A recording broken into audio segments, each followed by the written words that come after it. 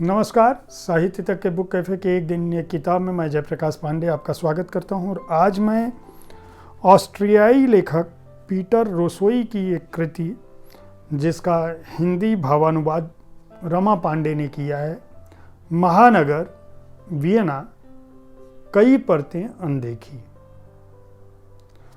यह महानगर Vienna Peter रोसोई की एक बहुत ही महत्वपूर्ण कृति है। नई सदी में नए महानगर मतलब वियना की जो युद्धोत्तर बाद मतलब युद्ध के बाद की जो एक शहर की व्यथा होती है और उस युद्ध से समाज किस तरह से घिर जाता है और महानगर में रहने वाले लोग किस तरह से जीवन यापन करते हैं, उनकी दुनिया किस तरह से बदल जाती है और नई परिस्थितियों में उनके जीवन में क्या कुछ घटता है, उन बदलावों में क्या कुछ होता है, उस पर यह उपन्यास लिखा गया था।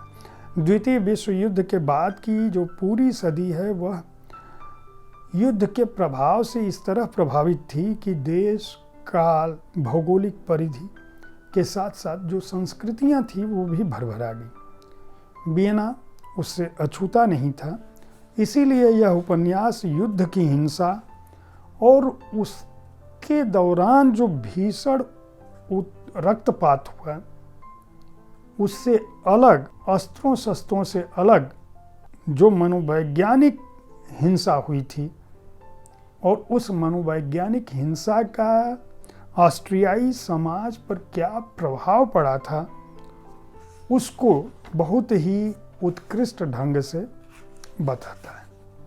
महानगर वियना एक कोलाहल, खंड खंड, पाखंड अंदर इस पुस्तक का शीर्षक अलग ढंग से लिखा गया है और ऊपर लिखा गया है महानगर वियना, कई परतें अनदेखी, जो इस पुस्तक का नाम है। वियन मेट्रोपोलिस यह ओरिजिनल किताब थी जिसका भावानुवाद रमा पांडे ने किया है। रमा जी हिंदी साहित्य की जानी मानी शख्सियत हैं।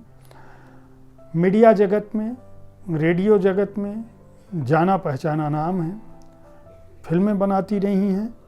टेलीविज़न और फिल्म जगत का एक अनूठा नाम कई अर्थों में है।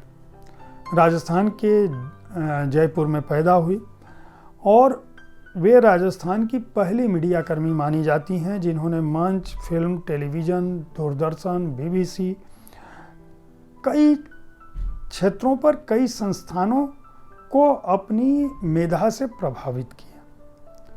1978 में दूरदर्शन में निर्माता के पद पर उन्होंने कार्य किया। उसके बाद 1982 में बीबीसी लंदन चली गई। 7 साल वहाँ अंतर्राष्ट्रीय मीडिया में कार्य करने के बाद लौटी।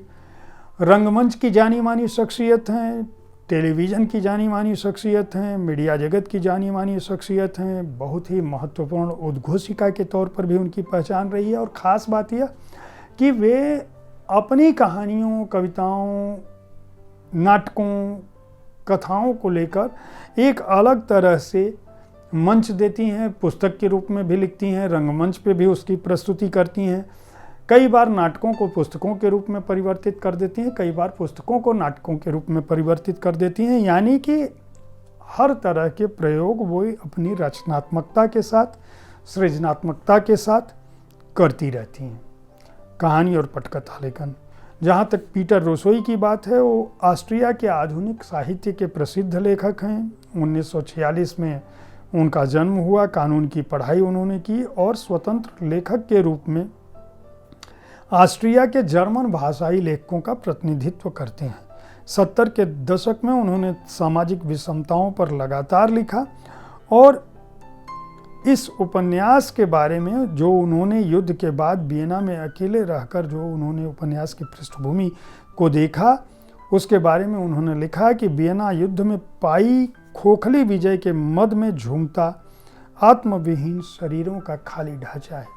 अपने देश के बारे में जो युद्धोन्माद के बाद, विजय के बाद, युद्ध के बाद इतरा रहा था गौरव से, उसके बारे में इतनी कड़वी अभिव्यक्ति मनुष्यता को लेकर, मनुष्यता के हित में ये पीटर रुसोई जैसे लेखक ही कर सकते हैं। खास बात यह है कि रमा पांडे इस पुस्तक को इसलिए इसका भावानुवाद कर पाई क्योंकि पीटर रुसोई से वो मिली भी थी, और जब उनके सामने ऑस्ट्रियाई दूतावास का यह प्रस्ताव गया कि इस पुस्तक को रमा पांडे करना चाहती हैं, तो उन्होंने अपनी सहर्ष स्वीकृति दे दी। यह उपन्यास वियना शहर की 8वीं नगरपालिका सान ब्रुनगासे की सड़क पर खड़ी एक इमारत से शुरू होता है और जोसेफ पांडुरा और ओबर कोफलर नामक 2 पात्रों, उनके जीवन में आए हुए लोगों, उस दौरान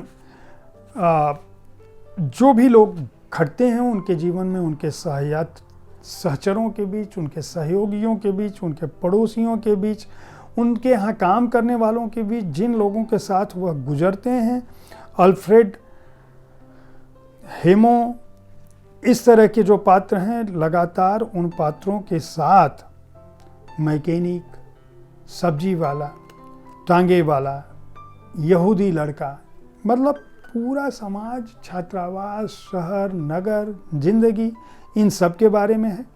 इस उपन्यास के कथानक पर मैं और कुछ न कहते हुए सिर्फ इतना कहूँगा कि अगर आप विश्व साहित्य की उत्कृष्ट रचनाओं को पढ़ना चाहते हैं और एक ऐतिहासिक कृति को पढ़ना चाहते हैं जो आधुनिक समय और समाज का दर्पण है, जो आपको युद्ध की विभीषिका से बचाने की कोशिश करती है और जिसमें एक अनूठी किस्सा गोई है, मानव मन के उस संवेदना की झलक है, उस करुणा की झलक है, उस संघर्ष की झलक है, जिनसे हम आप भले ही 2-4 न हो रहे हों, लेकिन इसी धरती पर किसी कोने पर युद्ध की विभीषिका झेलने वाला हर समाज हो रहा है। तो इस पुस्तक को ज़रूर खरीद कर पढ़ सकते हैं।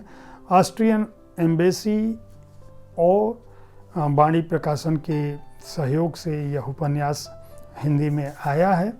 इस उपन्यास की पृष्ठ संख्या है 327। बाणी प्रकाशन ने इसको प्रकाशित किया है, मैं पहले ही बता चुका हूँ, और मूल्य है 599 रुपये। उम्मीद है साहित्य तक का यह एपिसोड आपको पसंद आया होगा। इस कार्यक्रम में हम विविध विधाओं की पुस्तकों के बारे में आपको जानकारी देते हैं ताकि आपको अच्छी पुस्तकों के चयन में आसानी हो। इसलिए ज़रूर अपने विचारों से हमें अवगत कराएं, हमें बताते रहें कि किस तरह की पुस्तकों की चर्चा हम करें ताकि आपको और भी बेहतर जानकारी मिल सके। कल ठीक इसी समय ऐसी ही किसी एक पुस्तक के साथ मिलूंगा। देखते रहें साहित्य तक। धन्यवाद।